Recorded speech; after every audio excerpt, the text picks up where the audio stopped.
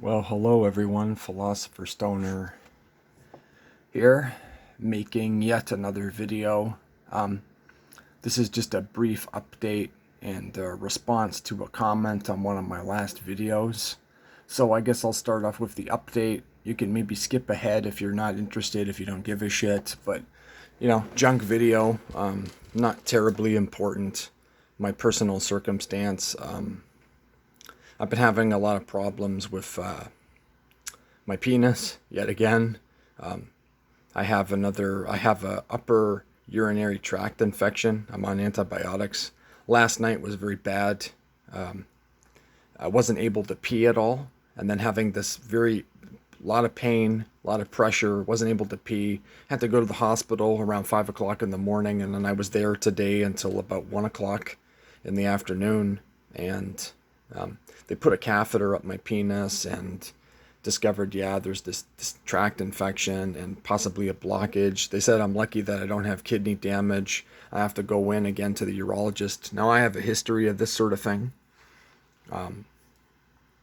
Way back, I had bladder polyps. I had to have a surgery. Then after that, a few years later, I had urethral polyps, which are like skin blockages. Same in my bladder. I had to have a surgery. I've bled from my penis. For the longest time, I have to frequently go to the washroom and pee. Doesn't even really make a difference if I drink water, don't, whatever. I just have to pee all the time. I have to squeeze to pee. So yes, it's in UTIs a lot of the time, urinary tract infections. It's it's a bit depressing, makes me a bit grumpy. Now, obviously not as bad as this is what brought me to the revelation of I wouldn't want to be a woman, that if their private parts are bleeding all the time, I would not trade places. I would not want to be a woman. My pain is inconsequential to that every month, but I have some idea what it's like, and I wouldn't trade places. But anyway, that's basically personal update. So I'm not feeling too hot, and it's also led me to realize that yes, perhaps in 5-10 years I may not even be able to have sex. I'm also like Hank Hill. I have a narrow urethra. I can't get pregnant even if I wanted to, probably. Which is interesting that somehow, I guess on a biological level, I always knew that there was an issue. And it's interesting. So I won't, even if I wanted kids, which I most certainly do not, I probably won't be able to have any. So,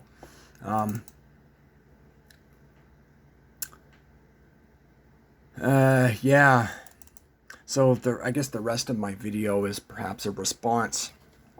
Well, not perhaps, is a response to a comment on one of my last videos where a user, I won't mention her name, made a comment and said she didn't believe in any of this, Vox Day's social, sexual hierarchy status stuff.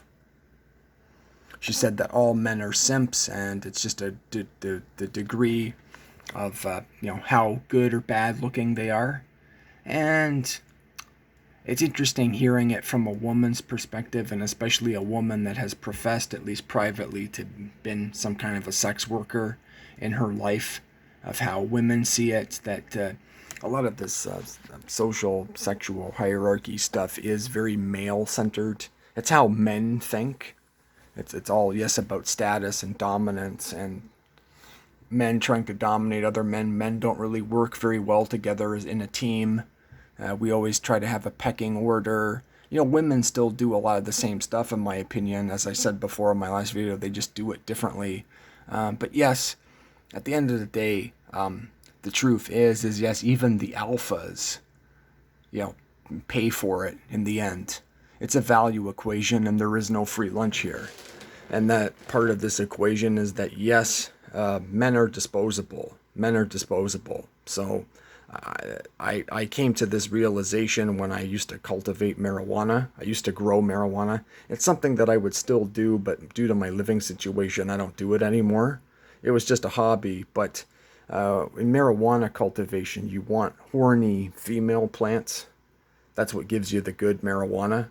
And male plants are actually toxic if you smoke them. So when you try to do a seed crop, you're not trying to just grow buds. You're trying to get like a seed crop. You only need maybe 1 or 2 male plants to actually do that, to pollinate the females. And they should be like the strongest male plants, the male plants with the most virility, that are, not sick or unhealthy.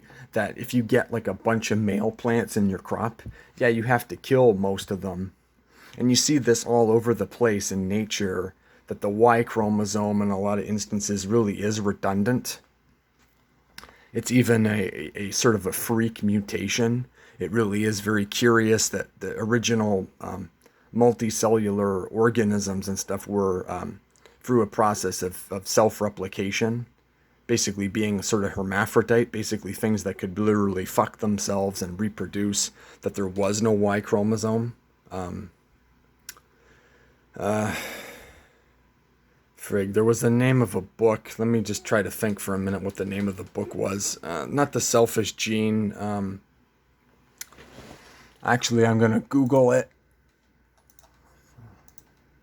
and see what it was called. Just bear with me. Give me a minute. It's A Future Without Men. Let me just see if I can find it. It's a good book. I hate how I forget names, and I forget, certain names of things, but I always remember the concepts in the book. Just a sec, let me, in the future. Oh, for frig's sakes. Fucking computer.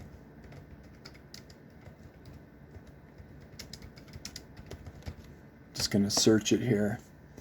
Oh, yes. Here it is. Adam's Curse, A Future Without Men. So it was one of the most interesting books I've ever read. Just talks about, what I just said, how the male Y chromosome seems to be this weird mutation, and that it's getting weaker and weaker with every successive generation. And what he predicts in this book is, say the human race were to continue, say, thousands of years into the future, we might go back to being sort of like basically all women, or self-replicating. And it's a complicated book. He gets into the reasons why, but yes, the point is just, yes, this male redundancy, and it's causing all the carnage in the world. It's a status game, as I've said before. It's a status game. So the men, yes, it's men doing a lot of the bad stuff in the world, right? Rape and violence and war and stuff, but it's men competing with other men for status, for resources, for scarce resources. And so, yes, we're causing all of these problems, but a lot of times us men, we're stupid in a lot of ways, but we're following a kind of script. We're following the guide. As Amendum has maybe said, not related to this subject, but we are born into propaganda.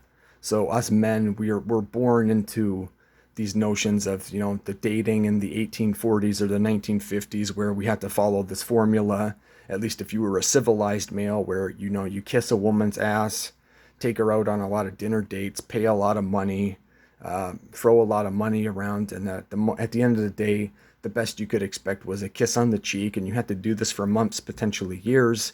But then once you got married to her, then she became your property. She was your slave. She was barefoot and pregnant in the kitchen. And yeah, that is kind of bullshit. It is kind of bullshit. I would have to agree. But like I said, people, it's us men, we acquiesce to a lot of stuff.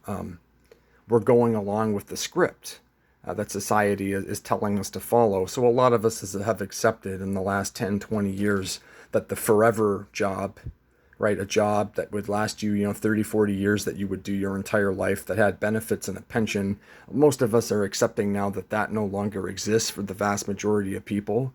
We're acquiescing to the new economy, to the disposability of it, but most people haven't accepted the propaganda, the mythology that, marriage is the same way. Love and romance are the same way, that you can get married to one person, stay with them your entire life, and it'll last forever, happily ever after. No human beings we're not monsters, most of us. We're pair bonding creatures. We can form attachments and bonds, but we are not naturally monogamous. Men are not naturally monogamous. Women are not naturally monogamous. It's expressed in different ways, but yes, monogamy doesn't work. The evidence is overwhelming. The divorce rate is, 60, 70% or more, depending on what stats you look at. But the side of the equation, I'm not an incel. I'm not an anti-feminist. I'm not a woman hater, but I do feel that a lot of women, it's a lot of bullshit, a lot of bullshit coming out of their mouth sometimes. Just excuse me saying so, but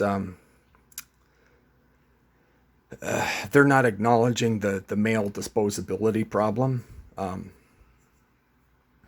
Really, in my opinion. So yes, it's us men. We're following the script that doesn't work anymore. So it's interesting hearing it from the woman's perspective.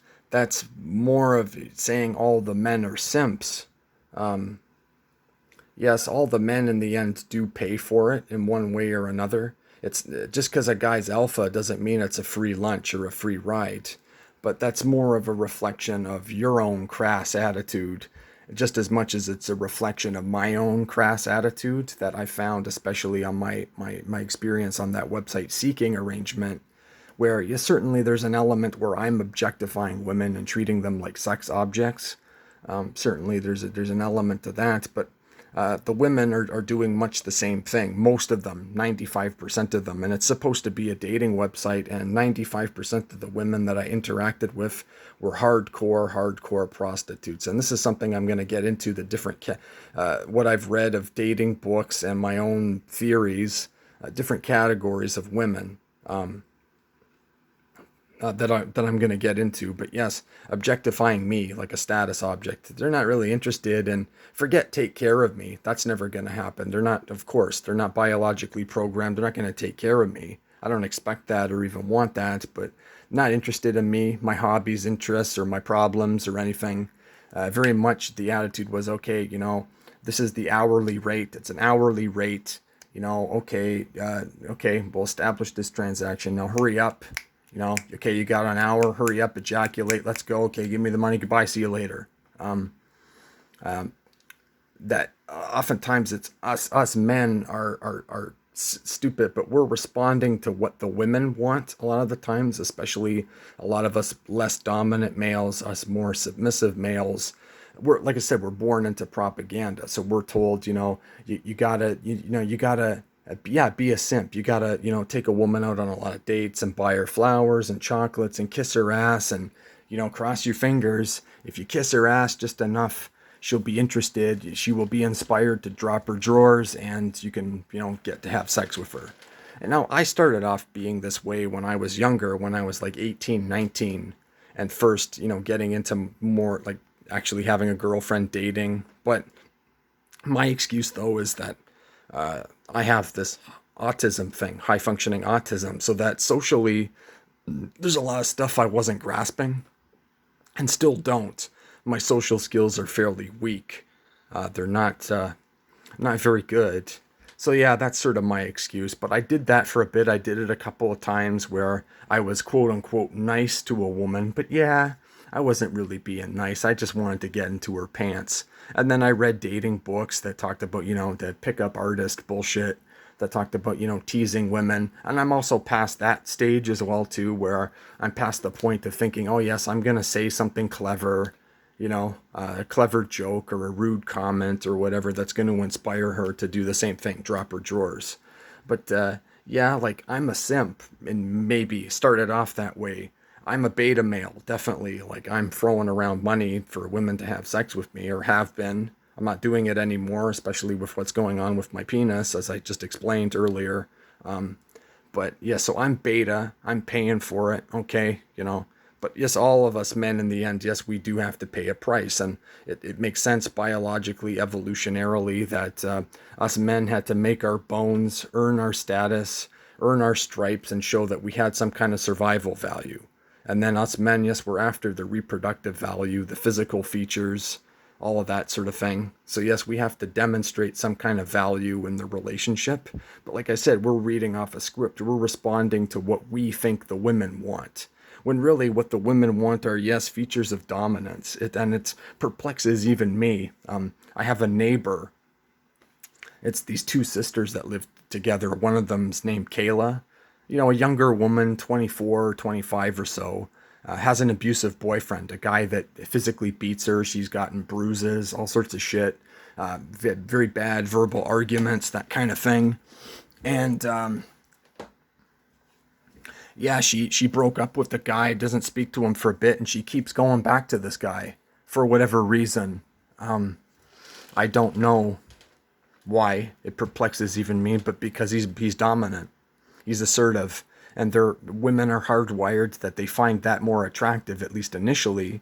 But once women grow up a little bit and get beaten around a little bit, yes, after the age of 30, they want the beta male, they want the family man, they want the guy that's going to be a good father or a better father anyway, not the alpha, not the player. But then they don't want that forever, though they will enjoy, yes, a guy kissing their ass and buying them diamonds and flowers and chocolates until they don't, until they get bored with that. And then they're going to go back to an alpha or different kind of guy, and around and around it goes. Ride the Ferris wheel, ride the painted pony, let the spinning wheel glide, and on it goes. This game of ours. But yeah, anyway, it's like I said, the women are not acknowledging the disposability problem at all. So, and it's mostly you ladies, you have more power than you think, and you're setting the parameters of the game up.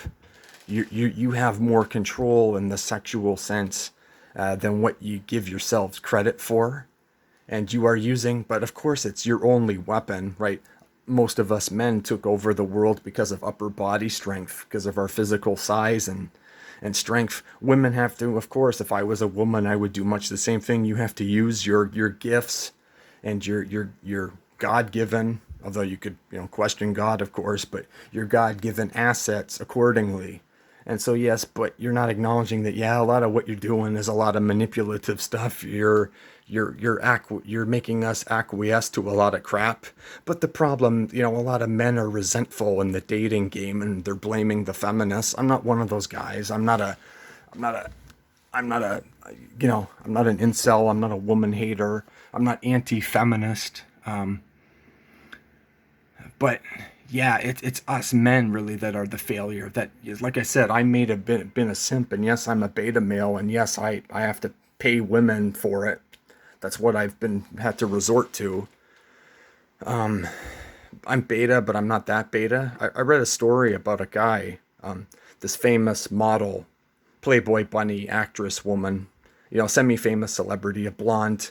I'm not really into blondes. Blondes aren't my type. I've never chased blondes. I'm fairly neutral about blondes, though. I'm like, yeah, she looks okay, but they're never really, never really been that interested in them. Anyways, nice looking woman. I can acknowledge, yeah, okay, she's a good looking woman. And this guy, forget his fucking name, paid her $100,000 just to go on a date. Just to go on a date. No contract, no agreement, no clearly defined parameters that, okay, at the end of this date, I expect to get laid, and you better be putting on a show, lady. Put on a little show. Shake your ass a bit, jiggle them boobies. All right, shut the door. Let's get this going, kind of thing. No, no guarantee that he'll even at the end of said dinner date, whatever the fuck they're gonna do together, that he's even gonna get a kiss on the cheek. Now, in my opinion, yeah, that's being a simp. That's being, that's fucking lame. I might actually do it. Say I were a really gratuitously rich, one of these rich asshole, bastards with, millions and billions of dollars, and say, yeah, she was smoking hot and she was a Playboy bunny or something. I might be like, yeah, okay, I'll pay her $100,000, but I would be clearly articulating, yeah, I want to get laid, and put on a little bit of a show, even if you're faking it, even if you find me semi-repulsive, you smile or something, but no, but us men like that are doing it because they think they have to do it. And like I said, most people are not accepting the fairy tale is over of the 30, 40-year monogamous marriage thing. It's a system that was actually in the time, due to the liability of pregnancy and venereal disease in the 1950s and the 1840s, whatever, it worked. It was the best deal for everybody. You had to get married and be monogamous and try to be monogamous because it worked. It was the only thing that worked. It made perfect sense, and that was the dating system. Yes, a courtship process to prove that you had survival value, and then you got locked in, and that was it. And so, like I said, a lot of us men are playing this game where we think we have to do all of this stuff when we don't really have to do it. But like I said, it's you women are in a lot of ways more than you realize are defining the parameters. And us men, most of us more submissive, non-alpha male types are acquiescing to your parameters. But it's because we're weak, because we're stupid, because yeah, we got no fucking balls and we put up with all sorts of bullshit. So like I said, yeah, I'm a beta male, but I got an excuse. I have fucking autism. It's not something that the ladies are hardwired to find attractive. That historically, yeah, I would have been some kind of a priest or a monk. The women are like, oh, he seems good, okay looking. Oh yeah, he's tall. Okay, he's got a deep voice. They give me some kind of a chance. I've had women before. I was never a total loser. I did eventually, have girlfriends and stuff without actually paying cash for it initially. I did that. But then I always, like I said, long term, it's never worked out for me because of, yes, the autism thing. They don't necessarily can't articulate it, verbalize it. Oh, this guy's a weirdo. He has autism. Okay, goodbye, see you later. But that's basically what's going on. They figure out something's off about this guy and they move on. And I'm just a jaded, miserable, callous person that I want to know the price, and I don't want to find out the price in the middle or at the end. I want to know what the price is to start and clearly define the parameters so that way, nobody's feelings get hurt. And it's also, I with my life experience, I know how the play ends. Like, I've seen all the stories for the most part. It can only go two ways. Either the woman leaves, she gets bored, frustrated, whatever, divorce. She leaves, she goes off with some other guy, or she dies. And that's it. The game only goes in those two ways. And it's a crass, stupid, shitty game, as I've said before. It's a shitty game. It's a shitty game. But like I said, you women are defining the parameters for the most part, more than you realize. But anyways, yeah, like I said, read that book, Adam's Curse, A Future Without Men by Bryan Skykes. You can see it there on the screen. So what I'm going to get into now is some of the categories of women. If this fucking file will open here. Okay, here we go. It's finally fucking open. Let me just go to the relevant parts.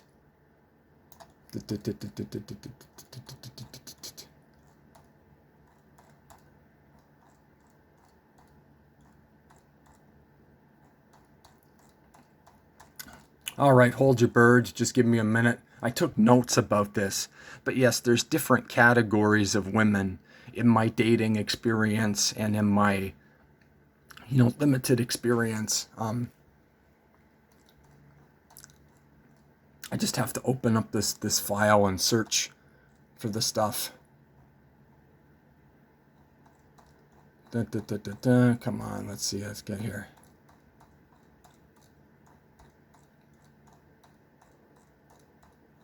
Just a sec. Fuck's sakes, this fucking thing loading here.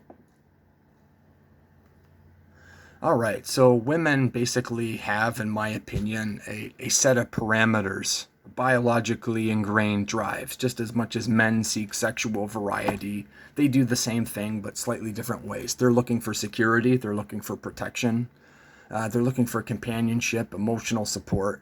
They do want sex, but it's expressed differently. They also are very, very much concerned with social acceptance, a lot more so than men.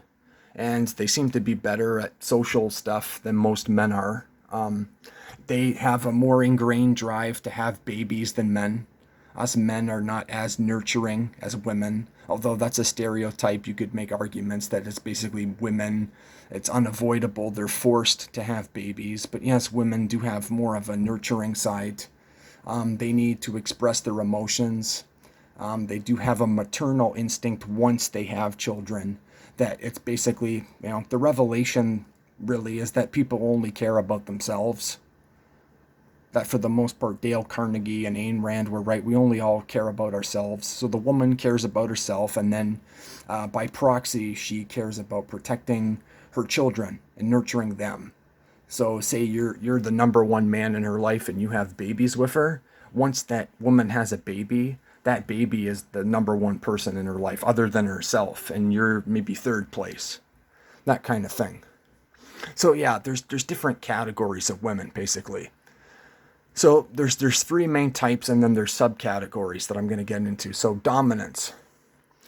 These are the most common type of women in the Western world today, because of a cultural decline that's been going on the last 50 years, where it's essentially the beta male problem of more submissive guys. And it's women having to sort of pick up the slack and adopt more masculine features. Women basically attempting in their own way to act like men. So they become dominant. They become bitchy. And these kind of women, I've talked about them before. Their dating profiles will be them with a sort of pissed off expression on their face saying, no hookups, no dick pics. They don't write anything about themselves. They don't really say that they're looking to go on a date. It's almost as if they're indirectly communicating, fuck off, asshole, and don't bother me, which, hey, I can't blame them. But yeah, they're dominant because they have to be more masculine in their own way. They lose a lot of their femininity, their submissiveness, their whatever. They're trying to act like men, trying to pick up the slack. And so that makes them bitches. And I empathize, I sympathize. It's too bad. But yeah, that's the gist of it. So you have dominance. Won't get into too much detail. Then you have submissives, and these are more traditional women. These are women that are still defined mostly by religion and, society's traditional values crap. And these are, submissive, feminine women, basically. Women that like girly girl stuff and, pink and stereotypical, traditional kind of women. Still a lot of them out there, but not as many as there used to be. Then you have the third category, or basically independence. And I've dated a few of these kind of women, that they're not dominant, they're not bitchy, but they're independent. Their problem is really they don't need a man at all. They can take care of themselves. They're not interested actually in a guy, paying for everything or paying for dinner. They got no use for it. That's maybe even part of their problem is really, the guy's not really of much benefit or much value. They can take care of themselves. The submissive types and the dominants actually do need a man to take care of them. And that's a problem where they don't acknowledge that, where, yeah, they need a beta male. They need a guy to, pay their bills or emotionally support them or that kind of thing, but they don't necessarily acknowledge it. But anyways, yes. So they're independent. So then you get into all of these subcategories.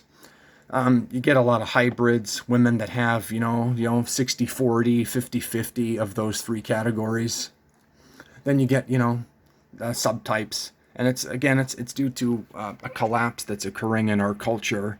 So you get a lot of flaky women. I notice this a lot, women that can't stick to a plan or schedule or any kind of logical thing. They're flaky, they don't make solid commitments. They change their mind all the time, flaky. But a lot of guys can be like this as well too. Then you get, there's these, like I said, these subcategories. So then you have, hardcore prostitutes. And that's most of the women on this seeking arrangement site, where they basically are ruthlessly monetizing every second of the encounter. So it's like, okay, I want, $300, $400, $500 per hour. Okay, you got 1 hour. Shut the door. Let's get this going. All right, hurry up and ejaculate. Come on. Let's go. Give me the money. Okay, goodbye. And it's their main source of income. The more men they fuck in a day, the more money they make. And they're trying to extract as much money as possible. So that's, hardcore prostitutes. Then you have semi-prostitutes. And semi-prostitutes are women that, they're selling themselves for money. And it's a direct transaction, but it's not their main source of income. It's a side hustle. They maybe even enjoy it to a degree. So yeah, it's a side hustle, not their main job. Then you get to this other category of, it's still basically prostitution if you look at it in an intellectually honest sort of way.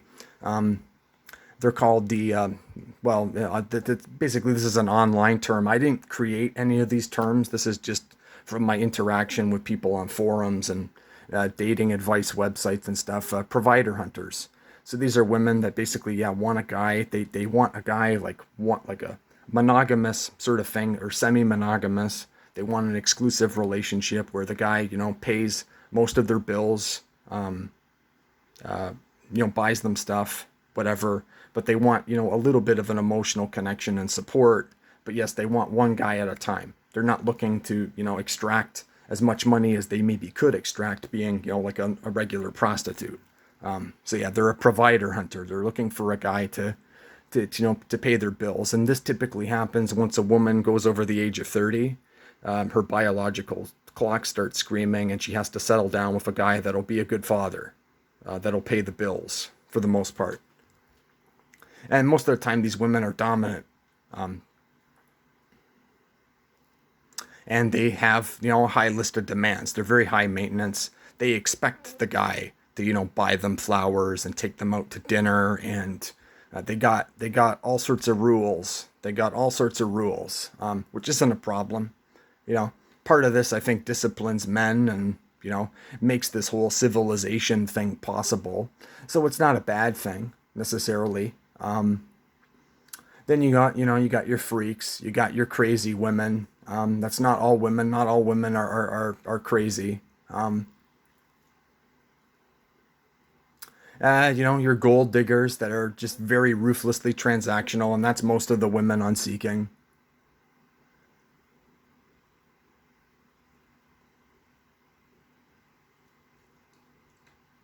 Then you have, a lot of the inexperienced women. I've encountered these where, they don't know how to put on a condom. Obviously the guy should do that himself, but they're not really, they don't know what they're doing. Then you have, the sugar babies, guys looking, yes, to get paid, and they're like a prostitute, but it's different. There is some sort of, they do want some sort of a connection, and these are just all, categories. Single mothers, but single mothers for the most part are provider hunters. Then you have, women that are hypocrites, just like a lot of men that are, cheating. The divorce rate is 60-70%. People are cheating all over the place. As I said before, human beings are not naturally monogamous. We're pair bonding, but we're not monogamous. So a lot of hypocrisy. Russian women are a special category. I've interacted with a few, and yes, they are very different even from other Western women that I tend to stay away from them. Even the one woman that I was dating, she was interesting for a bit, but yeah, something about her that was just off-putting. Very, very ruthless, very man-eaters, basically. Yeah, man-eaters. But again, that's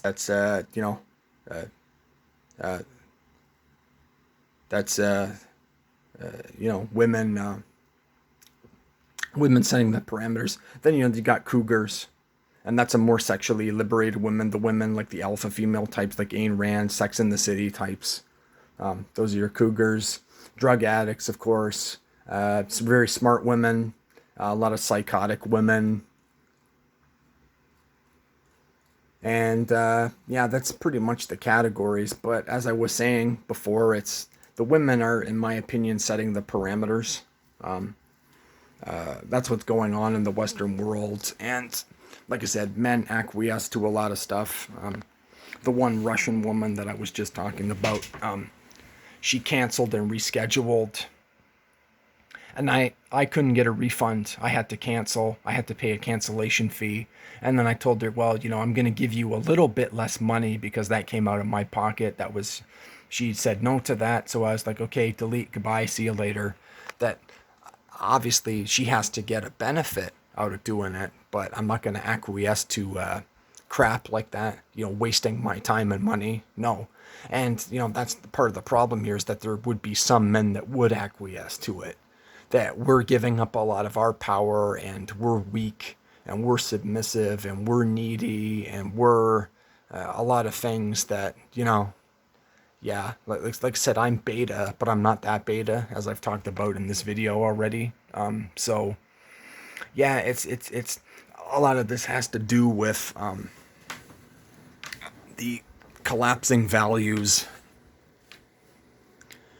of our society, the death of the nuclear family, the changing parameters, the changing gender rules and expectations, the myth of equality, the myth that, men and women are basically the same, when no, a lot of different biological motivations and things going on. Men want variety and newness. Yes, men want sex, and, it's a spectrum. Some men are hornier than others, but yes, predominantly we're more horny than women, although women, once they get rid of their frigidity and discover their clitoris, can be, multiple or orgasmic, can be extremely, extremely sexual. But it's, yeah, most men just don't know what they're doing. There's only, and this is another problem, is that a lot of men just sexually don't know what we're doing, can't make a woman orgasm very good. And that's sort of, yeah, that's bad on us men. That's a huge failure. There's only been a couple of women in my life that I have ever, like my first girlfriend and a couple others, that I was able to make them orgasm. Otherwise, yes, it's difficult. It involves also doing stuff that I don't really enjoy, like oral sex. I find it kind of gross, disgusting, and fingering and stuff that doesn't really get me off. I'm kind of, yes, more of a slobbering, grunting brute, where I just would like to rut for like a couple hours, just rutting. I know I'm very uncouth. I'm an uncouth swine, a pig. Yes, as I talked about before on my other video, I'm a pay pig. Yeah, anyways, I jest, but, yeah, so don't misconstrue what I'm saying, as being some kind of woman hater. I'm not. I sympathize. A lot of us men are friggin' up all over the place, not taking a lot of responsibility. We're not very dominant. There is a scarcity of alpha males, of men that women actually find attractive. But my excuse has been that, yes, I have autism. I am in no way an alpha male. And you may not believe that this hierarchy exists, but to men, it's very real. Maybe to women, it's a bit different. But your opinion that we're all simps is your own ruthless transactional attitude as well too. And much as it's, yes, the men's fault, it's also you're defining a lot of the rules, and you don't even realize that you're defining the rules. But anyways, yes, I do like the comments. It's intellectually stimulating. I like these conversations. I like having my viewpoints challenged. I like trying to defend and make arguments and stuff, and it's interesting. So I appreciate you watching my videos and all that. And yeah, thanks for watching. I hope I made sense. Go check out the book that I recommended. It's a worthwhile read. I'm just giving you the gist, the summary of it, not thoroughly explaining it. But yes, it's quite an interesting book. It really defined my perspective a lot, as much as The Selfish Gene did and The Meme Machine did, and other books that I've recommended on this channel. So yeah, that's it. That's enough for now. Oh my goodness, almost 40 minutes here. Philosopher Stoner out.